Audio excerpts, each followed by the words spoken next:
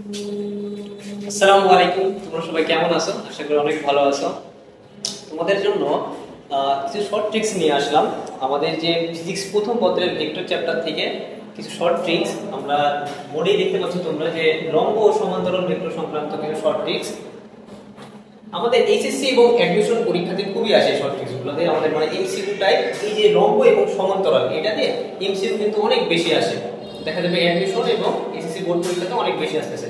তো আমরা এই যে দুইটা টপিক থেকে কিভাবে শর্ট ট্রিক্সের মাধ্যমে এমসিকিউটা সলভ করা যায় সেটা আমরা দেখব। এখন লম্ব ও সমান্তরাল ভেক্টর, আচ্ছা লম্ব ও সমান্তরাল ভেক্টর দিয়ে আমাদের কোশ্চেন আসে কিভাবে, যে দুইটা ভেক্টর দেওয়া থাকবে তোমাদেরকে, যে অমুক একটা ভেক্টর, যে এ একটা ভেক্টর দেওয়া আছে এবং বি একটা ভেক্টর দেওয়া আছে। প্রতিটা একক ভেক্টরের সহগের মান দেওয়া থাকবে, শুধুমাত্র একটা একক ভেক্টরের সহগের মান দেওয়া থাকবে না, সেটাকে পি অথবা কিউ অথবা এম দিয়ে ইন্ডিকেট করা থাকবে এবং তোমাদেরকে বলবে যে ওই পি কিউ অথবা এম এর মান নির্ণয় করো। ঠিক আছে, দুইটা ভেক্টর দেওয়া থাকবে এবং বলবে যে পি কিউ এবং এম এর মানটা নির্ণয় করো, এরকম ভাবে যে কোনো একটা মান নির্ণয় করতে বলবে এবং বলে দিবে সেখানে শর্ত দুইটা ভেক্টর সমান্তরাল হইতে পারে, দুইটা ভেক্টর লম্ব হইতে পারে। তো আমরা দেখবো যে কিভাবে সমান্তরাল হলে কিভাবে সলভ করতে হয়, লম্ব হলে কিভাবে সলভ করতে হয়। তো এইটা শুধুমাত্র, এই ভিডিওটা শুধুমাত্র কিন্তু আমাদের এমসিকিউ ট্রিক্স এর জন্য, ঠিক আছে, এমসিকিউ এর জন্য, আমাদের সিকিউ এর জন্য না। যদি আমাদের লম্ব বলে, যদি দুইটা ভেক্টর দেওয়া থাকে, যদি আমাদের লম্ব বলে, তাহলে আমাদের লম্ব হলে ডট গুণফল হবে 0, এই কথাটা মাথায় রাখতে হবে। ঠিক আছে, লম্ব হলে ডট গুণফল হবে 0, এই কথাটা মাথায় রাখতে হবে। আর যদি হয় সমান্তরাল, এখন সমান্তরাল হলে দুই ভাবে করা যায়, সমান্তরাল হলে দুই ভাবে করা যায়, যে ক্রস গুণফল, দুইটা ভেক্টরের ক্রস গুণফল কি হবে, দুইটা ভেক্টরের ক্রস গুণফল হবে 0, এটা করা যায়, কিন্তু এটা একটু লম্বা প্রসেস। এটা সাধারণত আমরা সিকিউ তে করব। কিসে করব? সিকিউ তে করব। আর এখানে যেটা লিখছি আমি, এটা করব আমরা এমসিকিউ এর জন্য। যে দেখো এখানে কি লেখা আছে, সমান্তরাল হলে একক ভেক্টর দ্বয়ের সহগদের অনুপাত কি হবে?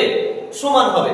তার মানে আমাদের মাথায় রাখতে হবে, দুইটা ভেক্টর যদি দেওয়া থাকে এবং দুইটা ভেক্টরকে যদি সমান্তরাল ভাবে বলা হয়, তাহলে আমরা লিখব যে দুইটা ভেক্টরের যে একক ভেক্টরগুলো আছে তাদের যে সহগটা, এটা লিখে তাদের অনুপাতটাকে আমরা সমান দেখাবো এবং ওই অনুপাত থেকেই আমরা এম অথবা পি অথবা কিউ এর মানটা নির্ণয় করব। ঠিক আছে, তাহলে আমরা একটা কোশ্চেন সলভ করি। তাহলে কোশ্চেন সলভ করলে আমাদের এটা মানে বোঝা হয়ে যাবে।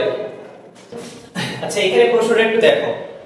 আমরা কিছুক্ষণ আগে দেখলাম যে দুইটা ভেক্টর যদি লম্ব হয়, তাহলে পি কিউ বা এম এর মান কত হবে, এরকম ভাবে আমাদের প্রশ্ন আসবে। তো এখানে আমি একটা প্রশ্ন দিছি, এই প্রশ্নটা একটু লক্ষ্য করে দেখো।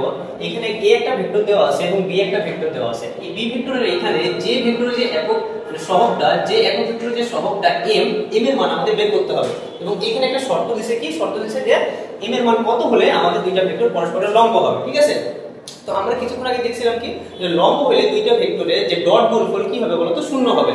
তাহলে আমরা ওই নিয়মে বা ওই কনসেপ্টে একটু পড়ার চেষ্টা করি শর্টকাটে।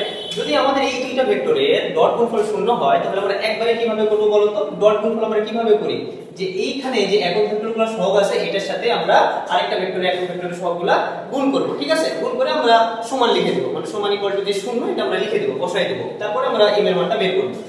দেখো তাহলে 3 আর এখানে কত আছে বলতো? 3 আর এখানে 6 18, তাই না? আমি যদি এটা 0, তাহলে এখানে বলো তো যে 3 3 6 কত? 18, 18 পর এখানে কত আছে? 2 আছে, আর এখানে আছে -m। আমাদের এখানে কিন্তু চিহ্নটাকেও কাউন্টে নিতে হবে। তাহলে এখানে কি হচ্ছে 2 আর -m, তাহলে -2m। পরে এখানে কি থাকতেছে? k একক ভেক্টরের সহগ হলো 1, আর এখানে k একক ভেক্টরের যে সহগটা এটা কত? এটা বলো তো আমাদের 4, তাই না? তাহলে 4 কে 4 ইকুয়াল টু 0। তাহলে এখানে থাকতেছে আমাদের -2m আর এখানে হচ্ছে 22, তার মানে 22 ইকুয়াল টু কি? 2m।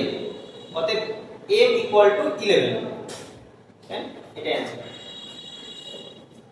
এইভাবে আমরা খুব সহজে এমসিকিউ তে যদি আসে যে লম্ব অথবা সমান্তরাল হবে, m এর মান কত হবে, p এর মান কত হবে অথবা q এর মান কত হবে, তাহলে আমরা সহজেই এইভাবে করে ফেলতে পারবো। ঠিক আছে, আচ্ছা ধন্যবাদ।